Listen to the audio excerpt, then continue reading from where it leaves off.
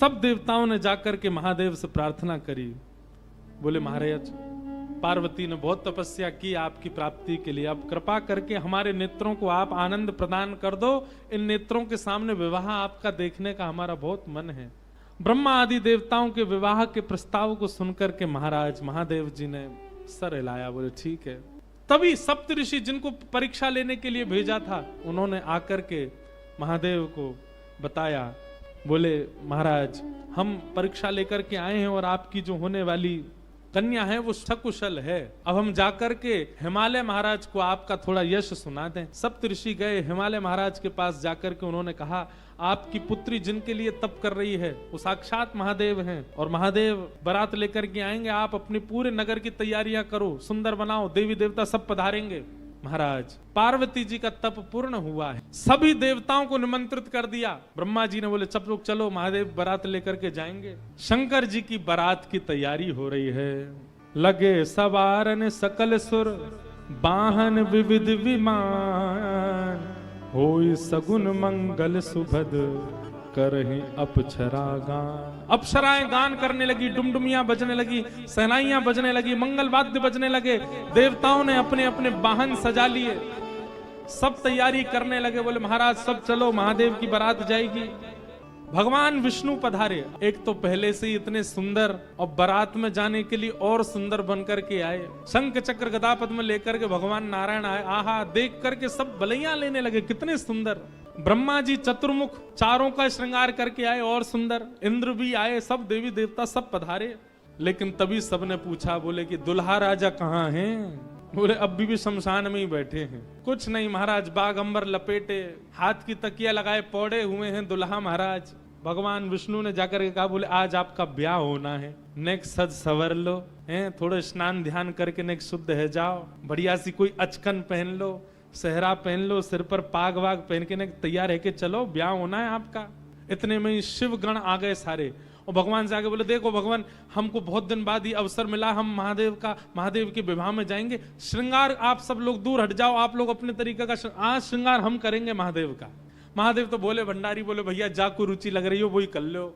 भगवान विष्णु ने शंकर जी का हाथ पकड़ा, बोले एकांत में आओ, आपसे कुछ बात करनी है। शंकर जी एकांत में गए। इतने भोले हैं शंकर जी। भगवान नारायण बोले देखो ये विवाह हो रहा है, विवाह में मजाक आदि होते रहते हैं, इसलिए बुरा मत मान जाना बात का। शंकर जी बोले हम तो कोई बुरा मानते नहीं। बोले क्यों? कामदेव आया था, आपने तीसरा नेत्र खोल करके उसको ध्वस्त कर दिया, भस्म कर दिया। कहीं पता चली सारी सरेज ने कोई ने मजाक कर दी, सोई तीसरा नेत्र खुल गयो, जल के राख हो जाएंगी साली सरेज। ये सब मत करना, विवाह का माहौल है, थोड़ी बहुत मजाक वजाक हो तो सहन कर लेना। वैसे तो आप सहन करते हैं, लेकिन आपके गण कभी कभी उत्तेजित हो जाते हैं, इनको सबको संभालना। और बाकी हम सब चल ही रहे हैं, सब संभालेंगे। शंकर जी बोले मजाक होता है वहां पे? ससुराल में मजाक करते हैं दामाद के साथ? भगवान बोले हाँ मजाक होता है। तो इसका मतलब है हम भी मजाक कर सकते हैं? नारायण भगवान बोले कर ही सकते हो, पर लेकिन आप जगत संहारक हैं, उस तरीके का मजाक मत कर देना कि पता चली हिमालय कोई उल्टा थाप दिया पृथ्वी में। ये सब मत करना। नहीं नहीं नहीं, हम अपने तरीके से करेंगे। और सुनो, वो मजाक हमसे करने लायक रहे इसका हम पूरा ध्यान रखेंगे, वो रहे नहीं, हम ही इतना मजाक कर देंगे। अच्छा, नारायण भगवान भी बोले कि चलो होन दो, अब के आनंद होन दो। शंकर जी गए, जाकर के सब अपने गण बुलाए, लाओ भैया श्रृंगार करो हमारा। कैसा श्रृंगार किया? जटाएं खोल करके उन्हीं का मुकुट बना दिया, सुंदर बागंबर पहनाई। बागंबर को रस्सी से बांधते थे, पर आज रस्सी से नहीं, आज सर्प से बांधा। बढ़िया वाला सर्प लेकर के आए, कमर में ला करके बागंबर बांध दी। एक सर्प को सिर के ऊपर बांध लिया, सर्प को सिर के ऊपर बांध करके गण लेकर के छोटे छोटे पतले पतले सर्प लेके आए और उस सर्प से सारे सर्प लटका दिए सामने की ओर, बन गया सहरा। और सर्पों के मुंह से जो जीव निकल रही थी, उन जीवों में बिच्छू लटकाई दिए। तो जैसे जुबिया होती है ना, पतले पतले पुष्प और नीचे नीचे गुच्छे, तो ऐसे पतले पतले पुष्पों में तो छोटे छोटे सर्प और नीचे गुच्छों में बड़े बड़े बिच्छू लटक रहे हैं। कानों पे बिच्छू लटका दिए, गले में महाराज अब तक तो एक मुख वाला सर्प पहनते थे। भगवान शंकर जी बोले सुनो तुम थोड़ी देर के लिए जाओ, चलो बहुत दिन हो गए तुमको गले में। बोले क्या लेके? वो 5-5 मुख वाले सर्प लेके आओ। 5-5 मुख वाले सर्प ला करके गले में बिठा रहे हो। ये दुल्हा राजा तैयार हो रहे हैं। श्रृंगी भृंगी बोले भगवान, ये नारायण भगवान बहुत चमक रहे हैं, इंद्र बहुत चमक रहे हैं, ब्रह्मा जी भी बहुत चमक रहे हैं, हम भी चमकने चाहिए। शंकर जी बोले जाओ शमशान में अभी अभी चिता जली होगी उसकी भस्म लेके आओ। गरम गरम चिता की भस्म लेकर के आए महाराज, अंग पे लगाई, पैरन पे लगाई, वक्ष पे लगाई, मुख पे लगा करके बोले अब चमक रहे हैं कि नहीं? बोले बढ़िया चमक रहे हो, अब चमक गए बिल्कुल आप। शंकर जी ने ऐसा तैयार किया स्वयं को, श्रृंगी भृंगी ने जय जयकार कर दी। बोले दुल्हा राजा तैयार हैं, बारात लेके चली जाए। भगवान ने जैसी शंकर जी को देखा बोले जय हो, आज हिमालय में जय जयकार नहीं हाहाकार होगी, ऐसी बारात जा रही है। नारायण भगवान ने तभी क्या कहा? बोले एक काम और कीजिए। बोले क्या? सब लोग अपनी अपनी पंक्तियां अलग अलग कर लो। हम नारायण हैं, हम अपनी पंक्ति लेके अलग चलेंगे। ब्रह्मा जी आप अपनी पंक्ति लेके अलग चलो। ए इंद्र तुम अपनी पंक्ति लेके अलग चलो। सब अलग अलग। दुल्हा अपनी पंक्ति लेके अलग आएंगे। सबसे आगे नारायण चले गए, उनके पीछे ब्रह्मा जी जा रहे हैं, उनके पीछे इंद्र देवताओं की सभा लेकर के जा रहे हैं, और सबसे पीछे शंकर जी और शंकर जी के 10-5 गण। श्रृंगी भृंगी बोले हे गुरुवर, हे महादेव, देखो इतनी बड़ी बड़ी ये तो बारातियों की इतनी संख्या है और जिनका ब्याह है हम ही लोग ही 10-5 हैं। शंकर जी बोले इसमें इतने परेशान होने वाली क्या बात है? विश्व में जितने शमशान सब हमारे, सब जगह जाओ, जो भी भूत प्रेत पिशाचनी डाकनी साकनी सब बैठी सबको बुला लाओ, सबको लेकर के चलेंगे हिमालय, और सबको कह दो आज हमारे स्वामी का विवाह उत्सव है, कोई पीछे ना रहे। अपने दूर दूर के रिश्तेदार जो अमेरिका लंदन आदि में बैठे हैं उनको भी बुलवा लो। और महाराज विदेशी भूत भी आए हैं, सब भूत प्रेत आ गए। कैसे कैसे भूत प्रेत आए? को मुखहीन विपुल मुख काहू, बिन पद कर को बहुपद, बिन नयन को नयन विहीना, रिष्ट पुष्ट को अततन खीना। कोई मुखहीन विपुल मुख काहू, किसी का सिर ही नहीं है और किसी के बहुत सारे सिर हैं। और बिन पद कर को बहुपद बाहु, किसी के हाथ पैर ही नहीं है, रेंग रेंग के चल रहा हो, किसी के खूब सारे हाथ पैर हैं। विपुल नयन को नयन विहीना, किसी के नेत्र ही नहीं है, किसी के खूब सारे नेत्र हैं। और रिष्ट पुष्ट को भयंकर प्रचंड है, और कोई अति तन खीना, कोई बिल्कुल पतला दुबला है। और महाराज यही नहीं, तन खीन को अत पीन पावन को अपावन गति धन, भूषण कराल कपाल कर सब सध्य सोनित तन भरे, खग स्वान सुवर शकाल मुख गण वेश अगणित को गण, बहुजिनस प्रेत पिशाच जोगी जमात, बरनत नहीं बरे जमात, बरनत नहीं बरे जमात, बरनत नहीं बरे। सूकर कुकर गधा आदि के मुख वाले प्रेत भी चल रहे हैं साथ में। ऐसे ऐसे प्रेत आ गए, हूं हुंकार करते हुए चल रहे हैं, खिंग खिंग करते हुए चल रहे हैं, खिल्ची करते हुए चल रहे हैं। इस प्रकार सारे भूत प्रेतों की जमात आ गई और बारात निकल पड़ी हिमालय की ओर। शंकर जी की बारात जा रही है हिमालय। आहा, पूरे हिमाचल को इतना सुंदर सजाया, इतना सुंदर सजाया। हिमालय की कंदराएं देख करके, हिमालय के पहाड़ देख करके मोहित होने लगे सब। आज वैकुंठ से भी सुंदर सजा है हिमालय। सब सखियां अपनी अपनी अटारियों पर खड़ी हैं, सब अपने अपने द्वार पर खड़ी हैं। आरती का थाल लेकर के मैना देवी खड़ी हैं और दूर दूर के रिश्तेदार नातेदार सब खड़े हैं। बोले नारद जी ने भैया ऐसा सुयोग वर बताया है, दूर दूर तक मिलेगा नहीं, तीनों लोकों में ऐसा वर नहीं मिलेगा। बारात की गाजे बाजों की आवाज आने लगी। ज्यों ज्यों गाजे बाजों की आवाज आए, हिमालय के लोग और उत्सुक होते जाएं, हमारे दुल्हा राजा आ रहे हैं। आहा, तभी देखा पीतांबरी पहने सब बाराती चल रहे हैं और उन पीतांबरी पहने बारातियों के बीच में श्री गरुण जी महाराज धीमे धीमे चाल चल रहे हैं और गरुण जी के ऊपर शंख चक्र गदा पद्म धारण किए श्रीमन नारायण आ रहे हैं। हिमालय के लोग तो दूर से बलैया लेने लगे।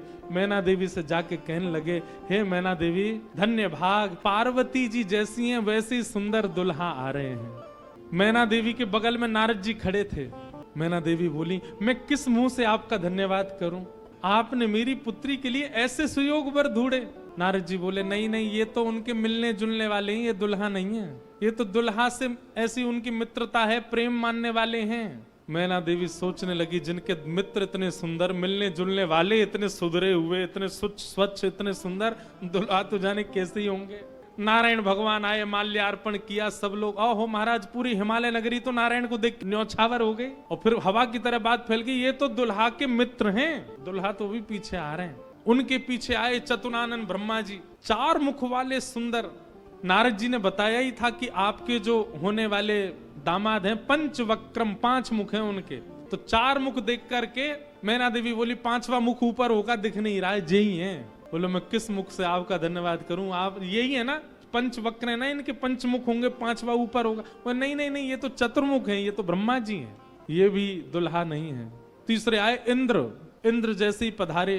इंद्र का रूप भी बहुत सुंदर है, देवताओं के राजा हैं। इंद्र को देख करके सब हिमालय के लोग बोले नारद जी निश्चित यही हमारे दुल्हा राजा हैं, पहुना हैं। नारद जी हंसने बोले नहीं नहीं, महादेव को जब प्यास लगती है, आपके दुल्हा को जब प्यास लगती है तो पानी पिलाने का काम यही करते हैं, ये उनको पानी पिलाने वाले। हिमालय के लोग बोले भैया पानी पिलाने वाला इतना सुंदर है, दुल्हा तो जाने कैसा ही होगा। जैसे ही सब देवी देवता जाने लगे, अब दूर से ही हूं हा हा ही आवाज आने लगी। नारद जी बोले बारात आ रही है, अब इन लोगों की व्यवस्था में देख के आता हूं, आप यहीं खड़ी रहना। नारद जी खिसक लिए वहां से, बोले अब तो पता है क्या होने वाला है। बारात में सबसे ज्यादा बच्चे सब पहले ही पहले पहुंच गए। बोले कहां है बारात, कहां है बारात। तभी देखा बारात तो आई नहीं, लेकिन हिमालय के सारे बालक चौकड़ी मार के भागते हुए अपने अपने घरों की ओर भाग रहे हैं। घरों के भीतर गए, माता पिता को भीतर बैठा लिया, भीतर से किवाड़ बंद करके बालक सब अपने छाती पे हाथ धर के सांस लेने लगे जोर जोर से। माता पिता ने पूछी क्या हुआ बच्चों, तुम बारात देख करके आए, बड़ा हाथी देख लिया होगा तभी डर गए। बोले हाथी, बोले हमने क्या देखा, हम कैसे वर्णन करें। बच्चों से पूछे, बोले क्या बात है, बोले अरे बस पूछिए मत, कैसे प्रेत आए। आज निश्चित ही हम हिमाचल के लोगों के किए हुए पाप आज हमको फल के रूप में मिल रहे हैं कि ऐसी बारात देखने को मिली है हमें। एक बिना मुख का बाराती, क्योंकि भूत प्रेत है, बिना मुंह ही नहीं है, उसका शरीर धरीधर है, पहुंच गया, किसी द्वार को खटखटाने लगा, भीतर से खोल करके लोगों ने जैसे उसका रूप देखा, रूप देखते ही स्तब्ध हो गए। बोले हम बाराती हैं, रहने की व्यवस्था कहाँ है। बाराती का मुख देख करके सब बोले तुम तो यहीं रह जाओ, कहीं रह जाओ, हम छोड़ छाड़ के भागे यहाँ से भैया, ऐसी बारात। सब हिमाचल के लोग बोले भैया अगर किसी ने पुण्य किया होगा तो ही बचेगा आज बारात देख करके, नहीं तो जीवित बचने वाला नहीं है, ऐसी प्रचंड बारात आ रही है। भैया कहीं बारात आती है तो पूरी नगरी में सब लोग इकट्ठे होते हैं देखने को, पर आज हिमालय की नगरी पूरी सुनसान हो गई है बारात देख करके, और सब अपने घरों में घुस करके केवल कांप रहे हैं, राम राम जप रहे हैं। बोले आज बचा लो कैसे भी। एक जगह एक आदमी शरबत लेकर के खड़ा था बारातियों को पिलाने के लिए, खूब सारी शरबत के पात्र थे। इतने में ही एक बाराती पहुंच गया। बाराती समझ जाओ कौन भूत ही था। हिमाचल महाराज ने कहा था कोई बाराती परेशान नहीं जाना चाहिए, और बस शरबत वाला तो बाराती को ही देखता रह गया। बाराती आए और आकर के शरबत उठाए, शरबत उठा करके पीना तो दूर, उससे स्नान और कर लिए, शरबत में ही नहा लिए। शरबत में स्नान देख करके शरबत बटोरने वाला भाज गया। वहां मैना देवी और हिमाचल महाराज खड़े थे, कर्मचारी दौड़े दौड़े आ रहे हैं। बोले बारात आ गई, तुमने शरबत पिलाया? हाँ पिला दिया। पिलाया नहीं, नहला दिया।